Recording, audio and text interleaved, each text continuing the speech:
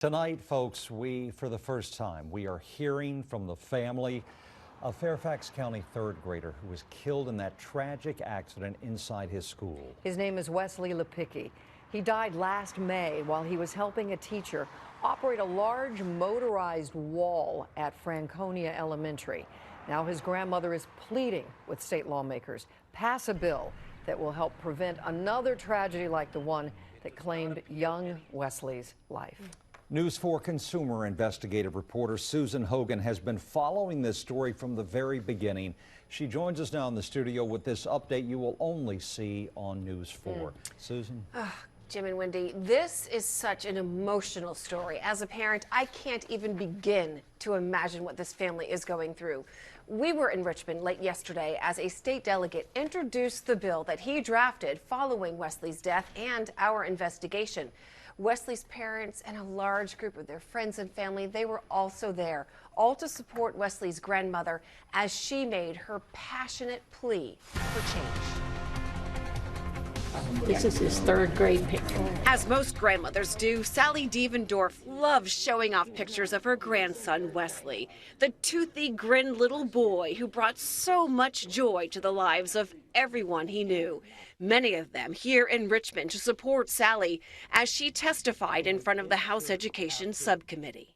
Please help stop these tragedies from occurring in our schools. She's supporting House Bill 1753, drafted by Delegate Mark Sickles. The legislation would require school districts to have formal policies and training in place when it comes to motorized partitions. It would also restrict when the dividers can be operated unless they have an additional safety device installed with them. One of our news channels, which is here today, has been doing a lot of investigatory work around the metropolitan region in the three-state region, and has found out that there's a lot to be desired in our policies. In the Northern Virginia area alone, according to NBC News 4, there are 202 electronic partitions in schools. Nearly 500 in the entire D.C. region. Our News 4 consumer investigation has found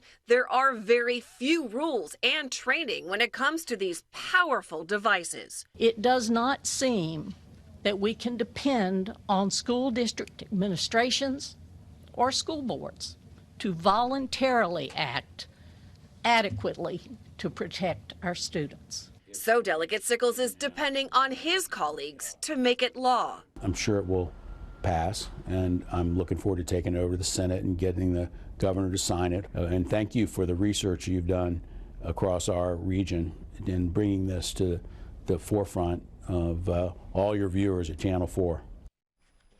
And Delegate Sickles tells us he plans to name this bill the Wesley Charles Lepicki Act.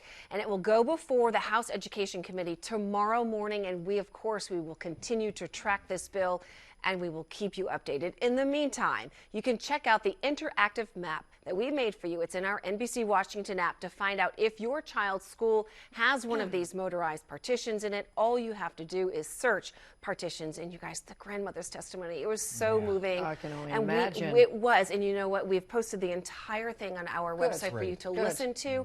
She was a former teacher, and boy, did she drive that point across. And it was really impassioned plea. What a difference she made today and that you've been making throughout this. But also, there's more than 500 of them here in our, I mean, if I was a parent with a kid in one of these schools, I'd be paying attention.